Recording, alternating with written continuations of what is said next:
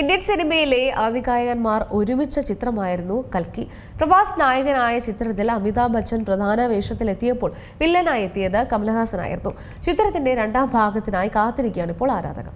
കൽക്കി 2898 AD supreme യാസ്കിനായി 10-20 ദിവസം അഭിനയിച്ചതിന് കമൽഹാസൻ സമ്പാദിച്ചത് കോടികൾ. നാഗ് അശ്വിന്റെ 2024 പുറത്തിറങ്ങിയ സയൻസ് ഫിക്ഷൻ ഇതിഹാസമായ കൽക്കി 2898 AD കമൽഹാസൻ പ്രധാന വില്ലനായി അഭിനയിച്ചിരുന്നു. പ്രഭാസ്, അമിതാഭ് ബച്ചൻ, ദീപിക പദുകോൺ എന്നിവർക്കൊപ്പം അഭിനയിച്ച ഈ ചിത്രം ഇതുവരെ ഏറ്റവും കൂടുതൽ കളക്ഷൻ നേടിയ തെലുങ്ക് ചിത്രങ്ങളുടെ പട്ടികയിലടക്കം ഇടം നേടി. അടുത്തിടെ ഒരു അഭിമുഖത്തിൽ കമൽഹാസൻ ഇന്ത്യയിൽ ഏറ്റവും കൂടുതൽ പ്രതിഫലം നടനാണെന്ന് ചലച്ചിത്ര നിർമ്മാതാവും നടനുമായ യുകി സേതു അവകാശപ്പെട്ടു. ഈ പ്രോജക്റ്റിനായി അദ്ദേഹം വൻ പ്രതിഫലം വാങ്ങിയെന്നും വെളിപ്പെടുത്തി. സേതു പറയുന്നതനുസരിച്ച് ഉലക നായകൻ 150 കോടി രൂപ പ്രതിഫലം വാങ്ങിയിരുന്നു. കൽക്കിയിൽ 20 ദിവസം അഭിനയിക്കുന്നതിന് കമൽഹാസന് 150 കോടിയാണ് ലഭിക്കുക. സാറിന്റെ പിറന്നാളിന് ഞാൻ അദ്ദേഹത്തോട് താങ്കളാണ് ഇന്ത്യയിലെ ഏറ്റവും ഉയർന്ന പ്രതിഫലം വാങ്ങുന്ന നടനെന്ന് പറഞ്ഞു.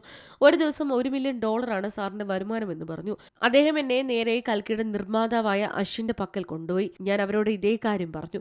അപ്പോൾ അവർ കമൽ സാർ വെറും 10 ദിവസം മാത്രമാണ് ഡേറ്റ് നൽകിയതെന്ന് പറഞ്ഞു.